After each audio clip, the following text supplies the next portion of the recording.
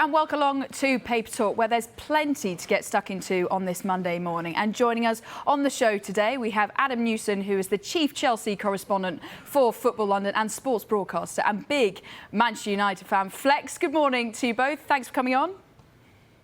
No worries. Morning. Thanks for having me. Thank you. Right, we start the paper round today with a serious story on the front page of The Sun with Reece James revealing his racist troll hell. Now, Adam, let's come to you first on this. What's the background to this story? So, yeah, this all came about at the beginning of 2021 when Reece James posted a screenshot on Instagram of abusive messages he had received, racist messages. It was a few weeks later that Reece James deleted his account, called on social media companies to do more. And then obviously in April last year, the world of football sort of came together to have a boycott of social media in response to the racist abuse a lot of players were receiving and not much was being done about, to be honest. In what is, good news, the racist troll who sent Reece James these images, there's an arrest close. Reece James gave, statements to Instagram, the Metropolitan Police, and officials from abroad.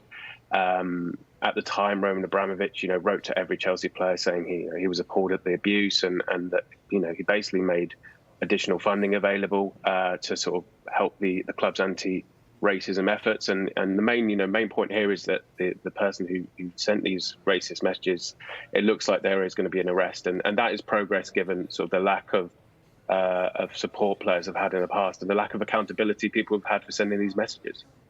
Flex, what's your take on all this? Yeah, I think it's good news. It shows what can be done when there's action taken. It shows what can be done when there's a conscious effort to persist with eradicating this from the game and indeed society, which is an even bigger problem. I think the key here, when you're looking at this report, it sort of says that Roman Abramovich, obviously before he left Chelsea, put sort of extra funding into this area, and they've been able to track down this individual abroad, which is interesting because the Met Police have been working with authorities abroad to make this happen, which is fantastic. So now we're just looking for that level of consistency, because domestically we're having racism cases almost weekly, maybe monthly, daily. You name it, it happens, whether it's reported or unreported. And these things are going unpunished, even here in this continent, let alone the Far East. So I think what it shows to me is that if there's a level of intent to deal with this seriously and swiftly with the correct resources especially from huge football clubs up and down the country who have a lot of funding, who have a lot of money to help deal with this, it's more about the infrastructure. I don't think it's a question about money for the resources. I think it's the infrastructure and the willingness to eradicate this. And it's showing that if you can find someone in the Far East and do that and make them accountable, then we should be seeing that closer to home as well. So it's a big step. It's a good step. Ivan Toney, a few weeks ago, I saw him post up a message of similar nature, and he was told that because it didn't happen on Instagram, I think there was nothing that could be done about it. So there's still some way to be done. If you post up content that isn't yours, if you post up content that is trademarked by somebody else, it is swiftly dealt with and swiftly taken down. So I just think we need to get that same level of consistency, but a big step and fair play to Reece James and Chelsea Football Club for persisting with that. It's definitely good news. I suppose also, Adam, Reece James says he's determined to fight back and report any abuse he receives. He says, whenever I see it, I report it. But really, it shouldn't be just on him to call it out, should it? No, it shouldn't. I mean, there should be far more accountability on social media, especially for what you post. There's a lot of faceless accounts out there who are able to post without recrimination, and that is something that social media companies really do have to look at and tackle, because as Reece James says, and other players, as Flex has highlighted there, even Tony, there's a lot of players who receive this abuse. It's something that they shouldn't ever have to receive and deal with. But until social media companies probably take a stronger stance on it and really, really push hard to ensure that players aren't getting these messages, then unfortunately it's going to be on the individuals to continue to highlight it and continue to take action on it. Right, on to the back pages now and contrasting emotions for two of England's forwards. Joy for Marcus Rashford after scoring the winner for Manchester United against West Ham, but concern for Bukayo Saka, who went off injured in Arsenal's 5-0 win over Nottingham Forest, making him a potential doubt for the World Cup. Right, let's start with Saka, shall we? How big a blow would this be to Gareth Southgate if he were to miss the World Cup? Adam, we'll start with you. I think it would be a very big blow. Saka is obviously a hugely talented player and has started the season very, very well. I think his versatility is hugely important to Gareth Southgate. You know, we've seen Bukayo Saka play on the right of an attack, on the left of an attack, and even at wing back for England, which when Gareth Southgate favours a back three, you know, it is very important. It would be a huge shame to him to miss out on the World Cup, given the way he is performing. And you know, I'm sure there would have been an element of Saka wanting to sort of right what went wrong for him at the Euros with that missed penalty. You know, he has really come back from that strong, has really shown his character, and I'm sure would have wanted to go to the World Cup and really make an impression.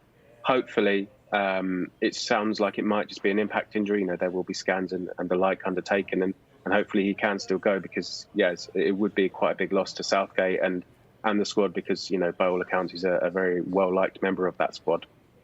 And Flex, how big a blow is this for Arsenal as well? Can you see them staying top of the league ahead of the World Cup?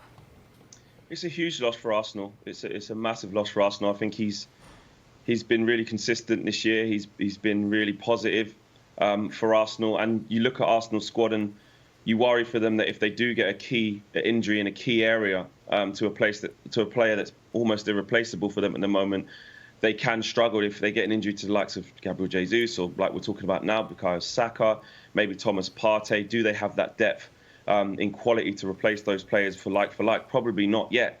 So a massive step for Arsenal in terms of them still being top. I mean, I predicted a few weeks ago that they would still be top by the World Cup, and it is a little bit touch and go now, because you know, if you look at their next two games, to Chelsea away and Wolves away, they can go to Chelsea and get a result, but with City really closing in on their tails, and they've got, I think, Brentford and Fulham at home respectively, they may just pip them. But regardless of it, I think it's going to be very, very close going into the World Cup, and Arsenal fans can be so happy with what they're seeing. You know, their team's taken a little bit of a wobble in the last 3 games, barely getting by Leeds, but getting the win, losing a game in Europa League, which, okay, by all accounts, they still only need a point to top the group, and obviously the loss. The draw they got last week against Southampton. So they managed to pick it up at the right time. So no time to panic for Arsenal. Whether they're not top by a point or top by a point or two, I think they'll be there or thereabouts, absolutely, within the next 2 games, for sure. I'm going to put you on the spot here, Flex. Can you see Arsenal winning the Premier League? I can't. I can't. I think they are, and rightly so, they are absolutely in this title race with Manchester City. I think anybody who's saying that Arsenal aren't in the title race, I think that's doing Arsenal a disservice. I think they've answered the questions that they can answer thus far in the season. Anything else remains are questions that the time has to elapse. So, no, I think they will fall short in the end, but they are definitely in this title race. Well, I'm sure many Arsenal fans will hope that you are wrong. Right, on to Marcus Rashford then. He says his head is in the right place after scoring the winner against West Ham. Is he back to his best, Flex? I think he's on his way to being back to his best. I think it was a really telling interview that he did post-match after our match yesterday against West Ham. I think he was quite open, actually. My ears sort of pricked up when he said, maybe took on a lot off the pitch, and I'm back to myself now, and there's a different feel about the place. We spent some time around the camp, around the players in pre-season tour, and you could see that he was looking forward to the season. You could see that Ten Hag had got hold of him and sort of made it one of his projects. I think before Eric Ten Hag came to Manchester United, I think he had a sort of checklist, a little tick list, a to-do list. And I think high on that list would have been somebody like Marcus Rashford in terms of reigniting this player's form and confidence. And, you know, during the summer, some Manchester United fans were sort of saying, is it the end for Marcus Rashford? There was rumours about PSG. Should he go? And a lot of people had some really strong comments, but also a lot of the fan base were backing Marcus Rashford to return. And it's really good to see he's scoring goals again. And if he's not scoring goals, he's engaging his fullback. He's taking on players. And to hear him say that himself was refreshing, actually. And to see, and, you know, I think Jamie Redknapp touched on it, sort of said that do we not take that into account enough? How players feel and what they could be going on, what could be going on for them off the pitch. And he said, look, okay, that's fine. It's your job as pundits to discuss what happens on the pitch. I don't think he wanted to go too much into it, but you could clearly see that was his way of saying, I had a lot going on. My head just wasn't in it. And we could see it last year. He was low on confidence. So I think he is returning back to what we know Marcus Rashford can be, and his 100th Manchester United goal as well on his birthday today. And Adam, do you think he'll make the World Cup squad? I think he's doing everything he can. Obviously, we just touched upon an injury to Bukayo Saka. If that does turn out to be serious, then that opens a spot in the attack. As Fleck said, he looks like he's enjoying his football again. He looks like he's confident. I don't think you can ever sort of look down at anything Marcus Rashford did last season away from football. I mean, he did some absolutely brilliant things for children across the United Kingdom, and for that, everyone should be eternally grateful. But if his focus is now back on his football, he's playing very, very well. He's scoring goals. He's looking a threat constantly, and I'm sure Gareth Southgate is looking at that, and I think he's making a very, very strong case as to why he should be back in that squad for the World Cup. You've spoken about it there, Adam, obviously with Marcus Rashford's incredible work trying to, help child poverty over here. He even got awarded an MBE for it. But do you think actually he was taking on too much off the pitch? I mean, perhaps, but as you said, the impact that he made and the social impact obviously was massive. That it's difficult to really criticise him for doing that because, yes, playing football is important and scoring goals for Manchester United is important and going to World Cups are important. But in terms of the human side of what Marcus Rashford has achieved in his playing as a footballer already at such a young age, I mean, it's difficult to really say that he did the wrong thing there because he did help so many people and help so many children. If his focus is now back on his football, then no one's going to begrudge him that. He is a footballer; it is his job at the end of the day. So, if he's now looking, back at that more, then fantastic. And I say, hopefully, it does work out for him and he goes to the World Cup. But as I say, I don't think you can ever begrudge anything that he did off the pitch just because of how important it was.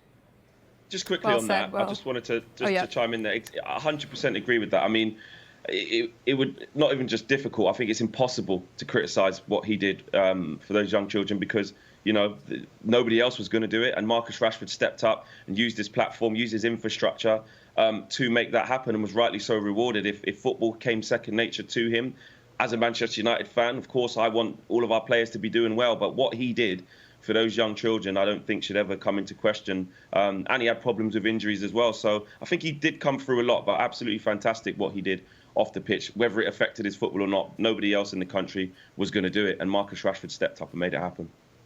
Right, well, one man who isn't going to the World Cup is David de Gea. That's hard to believe after his performance yesterday, isn't it, Flex? It kind of is, but it kind of isn't. I mean, he's been out of favour in the Spanish team for some time now. So I think the manager's made his mind up on that. I think Luis Enrique has made his mind up a long time ago. I think his performance, obviously, when in the last World Cup was poor. A few Nations League games were ropey. And I think it came at a bad time for David de Gea in terms of about a year and a half ago. So I think he was fine last season. But the season before that, he went through a real tough time, making uncharacteristic mistakes, not being confident himself, looked a shell of himself, confidence was low. But at club level, I think it's different because he's always had that backing. He's always had that, there's pretty much the status of number one, apart from when Dean Henderson came in temporarily for sort of half a season and he won that place back and hasn't looked back ever since. I think what one of the issues is David de Gea, maybe his distribution, and you're looking at the demands of a modern-day goalkeeper and the demands of a modern-day team and how they want to play and be progressive on the ball. That can be an issue with David de Gea. But as we've seen literally last night, when called upon for the fundamental, job of a goalkeeper, which is shot stopping, he is still right up there with top players, with top goalkeepers in the world. And there's a decision to be made at Manchester United as well. With David de Gea coming to the end of his contract at the end of the season, he's already publicly stated he'd like to stay more years and he feels happy and feels comfortable. And again, is absolutely the number one. But it's how Ten Hag will see that going forward. I think both things can coexist. We can move away from David de Gea within the next year or two by giving him a reduced terms, reduced contract, and going with somebody younger as well, and see how you kind of phase David De Gea out. Or Ten Hag may want to make a different decision. But absolutely, right now, for me personally, I think he still should be Manchester United's number one. But I don't think he's going to go to the World Cup. As we've seen, he's not been in the 55-man shortlist, which is an awful lot of players to not be even in the squad. So I do think that's over for him, unfortunately.